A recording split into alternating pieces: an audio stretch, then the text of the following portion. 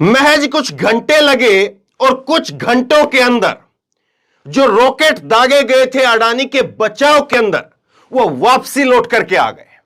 और अडानी को लेकर के जितना इस मुद्दे को दबाने की कोशिश हो रही है, उतना अडानी को लेकर के मुद्दा लगातार बड़ा बनता जा रहा है। प्रधानमंत्री अडानी को लेकर के बोल नहीं सकते हैं, वो बोल भी नहीं पाए संसद के अंदर और संसद के बाहर कहीं पर भी। लेकिन लगा कि विपक्ष के एक चेहरे शरद पवार के जरिए कुछ बात अगर कही जाएगी तो वो बात सब जगह पर मान्य होगी। और शरद पवार अगर कोई बात कह देंगे, शरद पवार के चेहरे को लगा करके अगर कोई बात कही जाएगी तो वो बात इतनी बड़ी होगी कि पूरा विपक्ष उसके आगे बोना हो जाएगा। लेकिन बोना कौन हुआ और किसको लेने के देने पड़ गए, और शरद पवार खुद अपने बयान से कैसे पलट गए, एक एक करके पर दर पर चीजों को समझते चलिए, आपको समझ में आएगा कि कैसे जो है ये गले की हड्डी जो अडानी को लेकर के विपक्ष लगातार कह रहा है कि मोदी सरकार की गले की हड्डी बन गई है, ना वो निगलते बन रही है ना उगलते बन रही है। अभी गले की हड्डी से आगे बढ़ करके ऐसा लगता है कि अडानी कुछ ऐसा माजरा होता जा रहा है, अडानी का कुछ ऐसा मसला होता जा रहा है जो ना जाने मोदी जी को और कितना नुकसान दे करके जाएगा। शरद पवार ने कुछ बातें कही थी, लेकिन शरद पवार कैसे अपनी ही बात से पलट गए, ये खबर देखिए आप। अडानी मामले पर जेपीसी का विरोध करने वाले शरद पवार फिर पलटे, अब विपक्षी एकता की दुहाई दी। तो शरद पवार कुछ ही घंटों के अंदर अपनी बात से पलट गए। और शरद पवार के इस बयान के पीछे किसका बयान है? शरद पवार के इस बयान के पीछे क्या सोनिया गांधी ने जो एक लेख लिखा, क्या उसका कोई करिश्मा है? कई सारी चीजें हैं। और शरद पवार के इस बयान से विपक्ष को नुकसान हुआ है या फायदा हुआ है? शरद पवार के इस बयान से क्या शरद पवार ने अपने आप को एक्सपोज कर लिया है? क्या शरद पवार ने अपना जो बोझ था उसको उतार दिया है? बहुत सारी बातें हैं, एक एक करके समझते चले जाएंगे तो तस्वीर पूरी तरह से साफ हो जाएगी और पूरा सफेद सफेद आपको नजर आने लगेगा। जो धुंधला धुंधला अभी तस्वीर दिख रही है, जो इधर उधर से उस तस्वीर के ऊपर कीचड़ फेंक करके उस तस्वीर को मिटाने की कोशिश हो रही है, वो फिर साफ साफ दिखेगी। और उस तस्वीर में फिर क्या नजर आता है वो आप तय करिएगा। खैर, मैं आपको बयान सुनाता हूं जो अभी ताजा बयान आया है।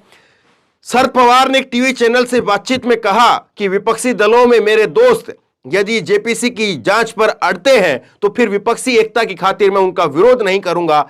मैं उनके विचार से सहमत नहीं हूं, लेकिन यह तय करने के लिए कि हम विपक्ष के तौर पर एक हैं, मैं उनका साथ दूंगा, पर हम जेपीसी की मांग को लेकर के जिद नहीं करेंगे। देखिए, राजनीति के अंदर कोई भी व्यक्ति, और शरद पवार एक बड़े नेता रहे हैं, कोई भी व्यक्ति अपनी बात को पूरी तरह से उल्टा वापसी तो लेता नहीं है, लेकिन आज संकेतों के अंदर जो बात कही जाती है उसको समझना जो है वो राजनीति में बहुत जरूरी होता है। और संकेत यही है कि पहले जो है वो खुल करके कहा गया, और मैंने आपको वो 2 दिन पहले खबर दिखाई है आपको, कैसे जो है वो अडानी के चैनल एनडीटीवी के ऊपर एक इंटरव्यू के अंदर शरद पवार जी ने ही कहा था कि जेपीसी जरूरी नहीं है। जेपीसी के अंदर तो 21 सदस्य होते हैं और 21 सदस्यों में वो ज्यादातर सदस्य जो है 2/3 सदस्य वो बीजेपी के ही रहेंगे, अध्यक्ष भी बीजेपी का रहेगा, तो फिर हम क्या कर लेंगे उसमें।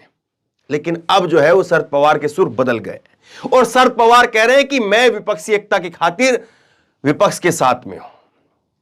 यानी उन्होंने खुल करके ये तो नहीं कहा कि जो मैंने कह दिया वो गलत था, ये था, वो था। अब उसके पीछे कई सारी बातें हैं, एक एक करके समझेंगे तो फिर आप समझ पाएंगे कि शरद पवार ने जो बोला है उतना बोला, उस बोलने का मतलब क्या है, मायने क्या है, वो एक एक करके समझ पाएंगे। अब देखिए, शरद पवार जब इस बात को कह रहे हैं, इससे पहले जब उन्होंने कहा था कि ये जेपीसी कोई बड़ी चीज नहीं है, तो आपको यह भी नहीं भूलना चाहिए कि शरद पवार खुद जेपीसी की एक कमेटी का अध्यक्षता कर चुके हैं। और आपको यह भी नहीं भूलना चाहिए कि बीजेपी जब विपक्ष के अंदर थी तो बीजेपी सबसे ज्यादा जेपीसी की मांग करती थी, और विपक्ष की उस मांग को कांग्रेस की जब तब की सरकार रही उसने माना भी। और तब जब बीजेपी के साथ में ही शरद पवार थे, वो जेपीसी का विरोध भी नहीं करते थे। लेकिन खैर, अब परिस्थितियां बदली क्यों, इस पर आते हैं।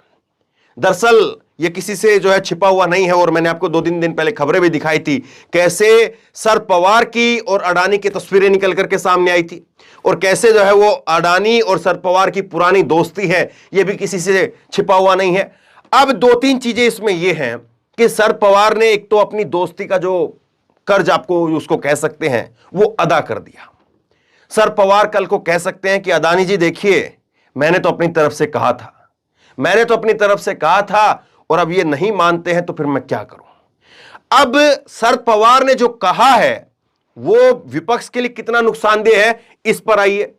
शरद पवार ने जो बात कही है वो विपक्ष के लिए फायदेमंद है। क्यों? क्योंकि एक जो कहीं से पूरा गुब्बारा था, उसमें से हवा निकलने का एक जो छेद था कि जिसमें लग रहा था कि ये यहां से जो है वो गुब्बारे में से हवा निकलेगी, यहां से गुब्बारा फूटने के चांस है, तो वो छेद जो है वहां से हो गया, उसके ऊपर दोबारा से टेप अब लगा दी गई है। 2024 तक यहां से अब हवा नहीं निकलेगी, और यहां से हवा निकलेगी तो फिर उस गुब्बारे के ऊपर बहुत ज्यादा असर नहीं पड़ेगा, क्योंकि सबको मालूम पड़ गया है कि यहां से छेद था और इस छेद से हवा निकल रही है। मतलब क्या है इसका? दरअसल शरद पवार अगर अभी नहीं बोलते तो सबको यह डर रहता कि शरद पवार ना जाने कब बोलेंगे, और शरद पवार बोलना ही बोलना था, इसको भी आप तय मान करके चलिए। क्योंकि शरद पवार अगर 2024 के चुनाव के पास में बोलते, आज उन्होंने जो बात बोली है वो बात आज खत्म भी हो गई है। दोबारा से जेपीसी के मांग को लेकर के वो विपक्ष के साथ में है। अब देखिए कैसे तस्वीर साफ हो गई है। अगर जो है शरद पवार अब से आगे चल करके कुछ बोलते, क्योंकि जैसे जैसे चुनाव नजदीक आएगा तस्वीर बड़ी होती चली जाएगी, मजबूत होती चली जाएगी, और वैसे वैसे ये डर विपक्ष का बना रहता कि देखिए शरद पवार बोलेंगे तब ना जाने कैसे इस पर क्या कुछ होगा। लेकिन अब शरद पवार ने जब बोल करके अपनी बात को खत्म कर दिया है, तो यह भी मान करके चलिए कि वो जो डर था विपक्ष के नेताओं का वो भी खत्म हो गया। अब आते हैं कि शरद पवार जब ये बयान उन्होंने दिया है तो इसके पीछे क्या हो सकती है मंशा, क्योंकि उन्होंने खुद कही थी ये बात, अब वो खुद पलट रहे हैं उस बात से, तो आखिरकार इसके पीछे मंशा क्या हो सकती है। कुछ लोग कह रहे हैं कि सोनिया गांधी का ये जरा आप लेख देखिए, द हिंदू के अंदर उन्होंने एक बड़ा सारा अंग्रेजी के अंदर लेख लिखा है, और इस लेख के अंदर सोनिया गांधी ने बहुत सारी बातें कही है, लेकिन उसमें शरद पवार का जिक्र नहीं है, उसमें जेपीसी का भी जिक्र नहीं है। उसका लबोलवाब सोनिया गांधी ने अपने इस लेख के अंदर यह दिया है कि बीजेपी, मोदी जी लगातार जिन चीजों को लेकर के चुप बैठे हुए हैं, लगातार विपक्ष जो सवाल पूछ रहा है वो चुप्पी समाधान नहीं है। लबोलवाब उनका यह था कि कैसे देश की मीडिया, देश की सुप्रीम कोर्ट, देश की न्यायपालिका कैसे जो है उनको, उनके जजों को, इन सारी बातों पर जो है जो लगातार बातें हो रही है, जो लगातार मुद्दे हैं, तो 5-6 उन बड़ी चीजों के ऊपर सोनिया गांधी ने प्रकाश डाला। उसमें शरद पवार का नाम नहीं था, लेकिन एक संदेश चला गया, एक संदेश चला गया कि देखिए विपक्ष की सबसे बड़ी नेता, यूपीए की सबसे बड़ी नेता सोनिया गांधी, आपके बोलने के बाद में वो द हिंदू में उनका आर्टिकल आता है। इसका मतलब क्या है? शरद पवार ने जिस दिन बोला उसी दिन अडानी को लेकर के कांग्रेस ने हमला और तेज कर दिया।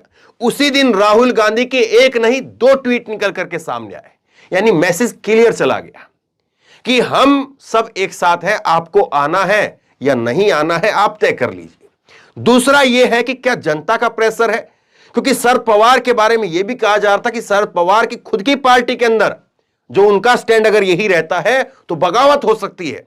और शरद पवार की पार्टी कहां से निकली है? वो कांग्रेस से निकली है, और कांग्रेस इस वक्त में जेपीसी को लेकर के, राहुल गांधी अब उनकी सदस्यता चली गई है, तो सबसे बड़े जेपीसी को लेकर के शहादत एक तरह से उन्होंने ही दी है। और दोबारा से वही कांग्रेसी जो कभी कांग्रेस से टूट करके शरद पवार के साथ गए थे, आज वो शरद पवार को छोड़ करके कांग्रेस के साथ आ सकते थे।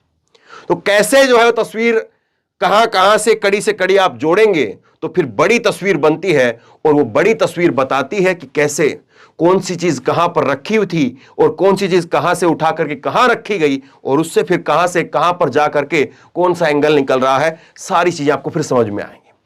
तो बहरहाल बड़ी खबर है, और एक जो हवा खड़ा किया गया था उसकी खुद कैसे हवा निकल गई है, लोगों तक आप पहुंचाइए। आप क्या सोचते समझते हैं, नीचे कमेंट बॉक्स में अपनी राय लिख करके मुझे जरूर दीजिए।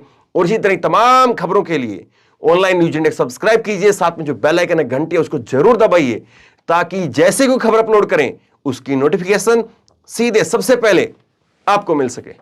धन्यवाद। इस खबर को अभी लाइक करें, शेयर करें, अभी चैनल को सब्सक्राइब करें और घंटी जरूर